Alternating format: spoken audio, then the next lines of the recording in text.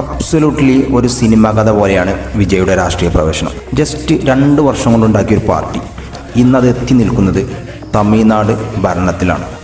നിങ്ങളൊന്ന് ആലോചിച്ച് നോക്കും, വിജയുടെ ഒരു വിഷൻ ഒരു 2 വർഷം കൊണ്ടുണ്ടാക്കിയ പാർട്ടിക്ക് ഇത്ര ഇമ്പാക്റ്റ് ഉണ്ടാക്കാൻ പറ്റുകയാണെങ്കിൽ അടുത്ത 5 വർഷം കൊണ്ട് വിജയ് എന്തൊക്കെ ഇമ്പാക്റ്റ് ഉണ്ടാകും. ഇന്ത്യൻ സിനിമയിൽ തന്നെ ഏറ്റവും കൂടുതൽ സാലറി വന്ന വ്യക്തിയാണ് വിജയ്. അതെല്ലാം വിട്ടിട്ടാണ് അയാൾ രാഷ്ട്രീയത്തിലേക്ക് ഇറങ്ങിയത്.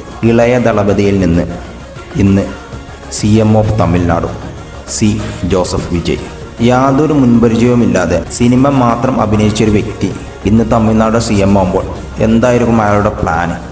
ഒരു 100% ഞാൻ ഉറപ്പ് പറയാം, ഈ 5 വർഷം കൊണ്ട് വിജയ് ഒരു ഇമ്പാക്റ്റ് ഉണ്ടാക്കിയാൽ അടുത്തൊരു ഇലക്ഷൻ വരുമ്പോൾ ആ ഇമ്പാക്റ്റ് കേരളത്തിലും ബാധിക്കും. കേരളത്തിലെ പല രാഷ്ട്രീയ പാർട്ടികൾക്കും ആ ഇമ്പാക്റ്റ് ബാധിക്കും. അത് 100% ഷുവറാണ്. നിങ്ങൾ നോക്കി വെച്ചോളൂ.